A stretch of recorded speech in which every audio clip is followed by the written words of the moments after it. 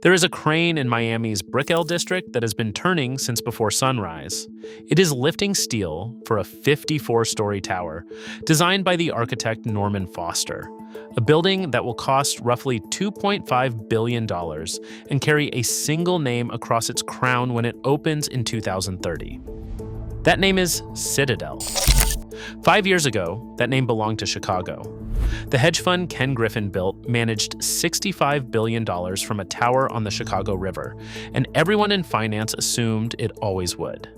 Then Griffin counted the bullet holes in the front of the building where he lived, looked at the tax bill the state of Illinois kept mailing him, and did the one thing nobody believed a firm that size would ever do. He left. He moved the entire global headquarters to Miami, and he was not the last one to go.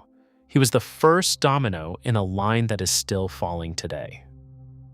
Because what is happening in Florida right now is not a story about one billionaire and one shiny glass tower. It is the quiet, deliberate relocation of American finance.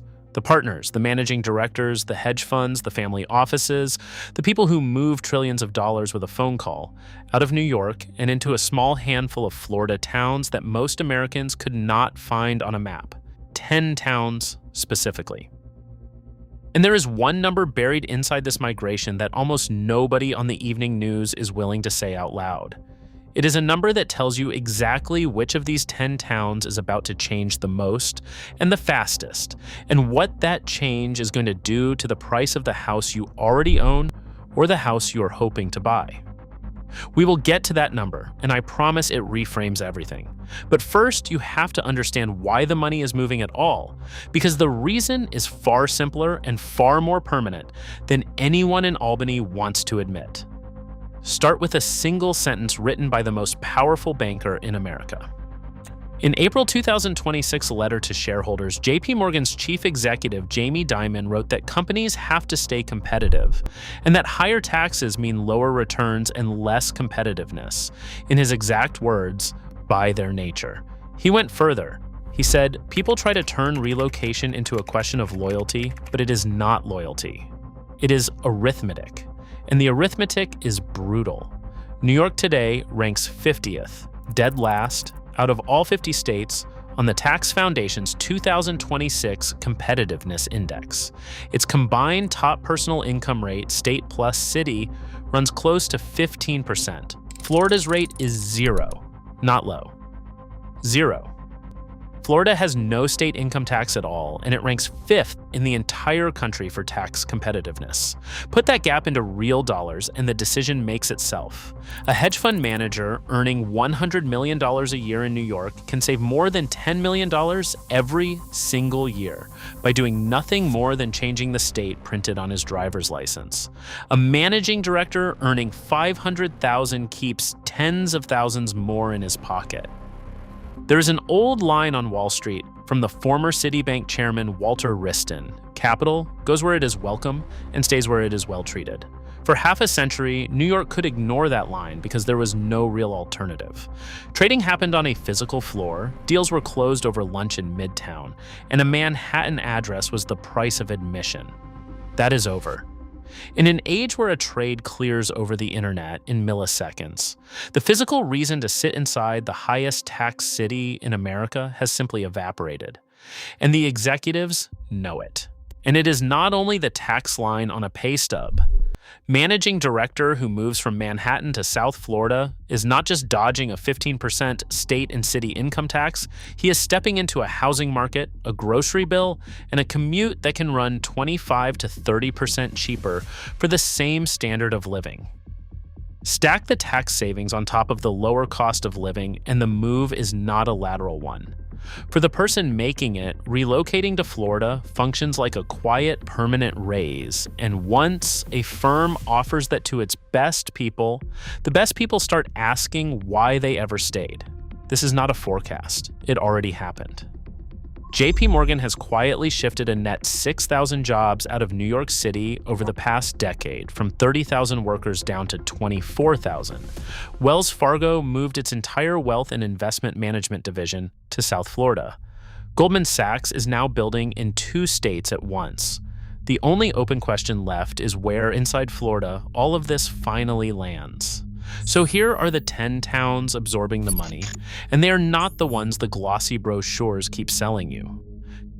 Number 10 is Jacksonville. For years, the rest of the state treated Jacksonville as an afterthought, a port city with cheap land and not much glamour. That is exactly why finance likes it now. Fintech firms, back-office operations, and wealth management satellites have been quietly planting flags here because the cost of office space is a fraction of South Florida's, and the workforce is deep, young, and loyal. Jacksonville will never be Brickell, and it does not want to be. It wants the thousands of stable, six-figure support jobs that follow the money wherever it goes, and it is getting them, one relocation at a time. Number 9, Orlando. Everyone thinks of theme parks. The Milken Institute thinks of one of the fastest-growing large metro economies in the entire country. The finance that comes to Orlando is not the trading floor, it is the headquarters function. Operations, technology, insurance, and the administrative spine that every relocating firm needs to sit somewhere with a major international airport and an enormous labor pool. When a New York firm splits itself in two, the glamorous half goes to Miami, and the engine room, the part that actually employs thousands of people, increasingly comes here. Number 8 is Naples. If you want to understand where the wealthy individuals go, not the firms, but the actual human beings who run them, you look at Naples. It has quietly become one of the densest concentrations of retired and semi-retired finance executives anywhere in America. They came for the golf and the Gulf, and then a funny thing happened. They never really stopped working. They started running their family offices from a home study with a water view. And where the principals choose to live, the advisors, the estate lawyers, and the private bankers always, eventually, follow. Number 7 is Tampa. Tampa is the sleeper of this entire list. It pairs a real walkable downtown, a deep-water port, a major university pipeline feeding it graduates, and a cost of living that still meaningfully undercuts the East Coast of the state. Financial services and fintech employers have already made it one of the top relocation destinations in Florida. And unlike the crowded Palm Beach corridor, Tampa still has something the others are running out of: room and housing to absorb tens of thousands of incoming workers without instantly pricing them out of the market. Number 6 is Fort Lauderdale. One commenter on a video about this very migration put it more bluntly than any analyst would dare. Fort Lauderdale, he wrote, is going to become the Wall Street of the South. He is not wrong. Sitting directly between Miami and Palm Beach, it is catching the overflow from both. The firms that want the South Florida address and the year-round lifestyle without the Brickell price tag or the Palm Beach velvet rope. It is the value play in a luxury market, and value is exactly what a managing director relocating 100 employees is looking for. Number 5 is Sunny Isles Beach. This one is specific and it matters. Carl Icahn, one of the most feared corporate raiders in the history of American business, pulled Icahn Enterprises out of New York and moved it down to Sunny Isles Beach. Think about what that signals. When a man whose entire 90-year life was built on cold, ruthless financial calculation relocates his own namesake firm to a strip of oceanfront north of Miami, that is not a lifestyle indulgence. That is a balance sheet decision made by someone who counts every basis point. And the rest of the industry noticed immediately. Number 4 is Boca Raton. Boca has quietly become a magnet for firms relocating their entire corporate headquarters, not just opening a satellite office, but moving the whole operation. In 2026 alone, Concord Investment Services announced it was relocating its headquarters all the way from Michigan to Boca Raton, and it was far from the only firm to make that call.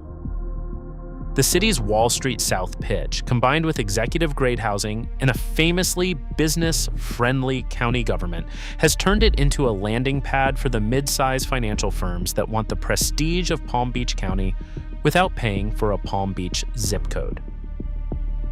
Number 3 is Palm Beach itself. This is where the principals actually live, the billionaires at the very top of the food chain. Palm Beach County is now home to roughly 68 billionaires and more than 75,000 millionaires, and it has become the second fastest growing wealth market in the nation. Palm Beach is no longer just a winter retreat for old money and older yachts. It has quietly become the residential anchor of an entire financial ecosystem that has rebuilt itself 1,800 miles south of Wall Street, complete with the restaurants, the private schools, and the service economy that a concentration of wealth like that demands. Number 2 is West Palm Beach, and this is the town that has earned itself an official nickname, Wall Street South. That is not marketing fluff. It is a registered brand of the county's Business Development Board, and it is backed by hard reality. More than 300 hedge funds, private equity shops, and financial services firms now operate in Palm Beach County. And a striking number of the biggest names have clustered into a single downtown tower complex on Rosemary Avenue. Goldman Sachs took space there. So did Point 72, the fund run by Steve Cohen, and so did Elliott Management, Paul Singer's $41 billion firm, which relocated its headquarters out of Midtown Manhattan. 3 of the most powerful names in global finance, sharing the same Florida sidewalk, a short walk from the water. If you have followed the thread this far, you are already paying closer attention than most people who skim a headline and scroll on. Whether you already own a home somewhere in Florida or you are quietly planning the move yourself, the very next town on this list, and the single number sitting behind it, is the part you genuinely need to hear. Number 1 is Miami, and specifically the Brickell Financial District. This is the gravitational center of the entire migration. Citadel is the anchor tenant with that $2.5 billion Foster Tower rising over Brickell in a footprint that keeps expanding by the month. Griffin has poured hundreds of millions of additional dollars into the city, even after a very public clash with New York's leadership, doubling down rather than hedging his bet. Blackstone, the largest private equity firm on earth, has built out major operations here. Apollo Global Management has been openly scouting Miami for a second headquarters. Even Palantir picked up and moved its corporate headquarters to Miami in early 2026. Brickell is no longer a sunny southern outpost of New York finance. It is fast becoming a rival capital in its own right.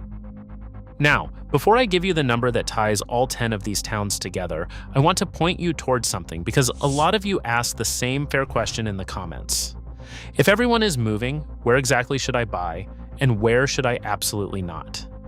We built the Florida Buy and Avoid list for 2026 to answer precisely that. It reviews 40 Florida towns, 20 to buy and 20 to avoid, with the real numbers on home prices, insurance, and risk for every single one. The link is in the description if you would rather have the finished list than assemble it yourself from scratch. But stay right here, because the single number that decides which of these 10 towns wins the most and which existing homeowners end up getting squeezed the hardest is the part almost nobody is talking about, and it is coming up right now. Here is that number, 19.4%. That is the share of all New York State tax revenue that comes from one single industry, the financial sector. Nearly 1 out of every $5 the state of New York collects comes from Wall Street alone. And every firm, every managing director, every family office that quietly lands in one of these 10 Florida towns is a dollar that stops funding New York and starts compounding inside Florida instead. That is why this migration is not a blip or a headline. It is the transfer of the single richest tax base in America moving south, one moving truck at a time. And here is what that does on the ground. When a Wall Street firm leaves, it does not just take the executives. The average Wall Street salary runs north of $500,000 a year, roughly 5 times what a typical worker earns, and every one of those paychecks fed an entire layer of the local economy. The restaurants, the dry cleaners, the nannies, the contractors, the car dealers, the doormen, they all lose their best customers when the money leaves. That ripple ran in New York's favor for a century.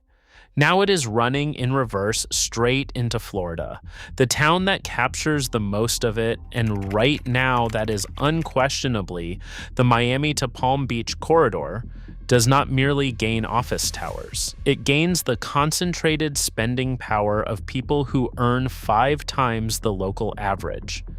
And that spending power lands directly and fast on local home prices.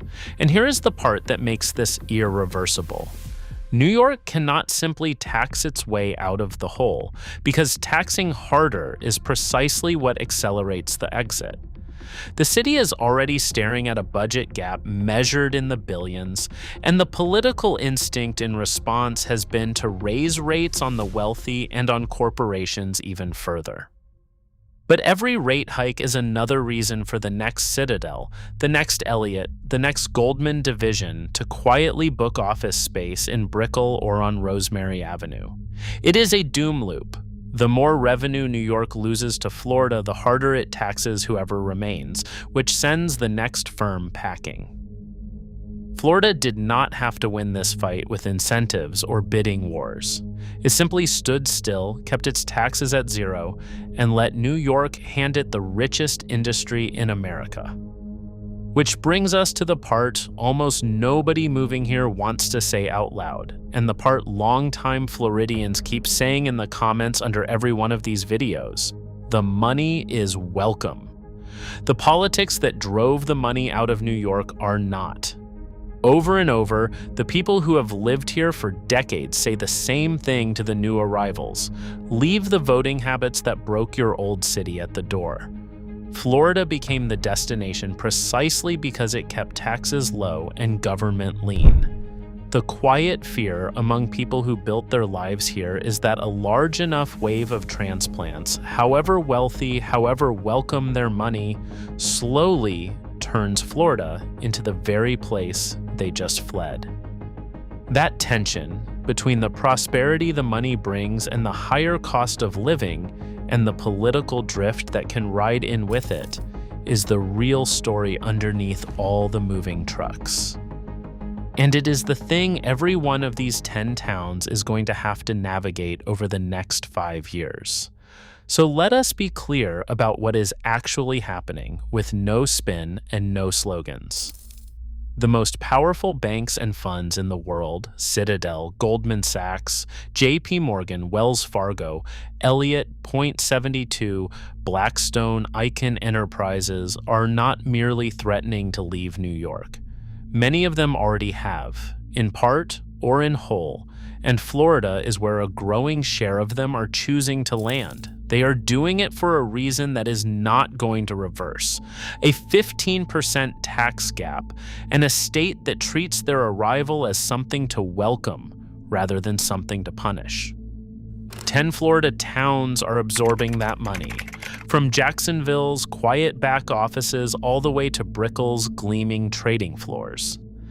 And the very same force that is making those 10 towns richer is the force that will decide whether the home you own doubles in value over the next decade or prices your own children right out of the neighborhood they grew up in. So I want to hear from you, and I read every single comment. First, which of these 10 Florida towns do you live in, or which one are you seriously thinking about moving to? Second, if Wall Street money is already landing in your town, has it actually helped you? Or has it quietly pushed your cost of living past what you can comfortably handle? Third, do you believe Florida can absorb this wave of money and people without slowly becoming the very place these folks just left behind? And if you are the kind of person who believes the real story of this state is the one the headlines keep skipping right over, hit that subscribe button right now, because next we are breaking down the brand new Florida property tax bill that just passed, and the fine print buried inside it that almost nobody has actually sat down and read.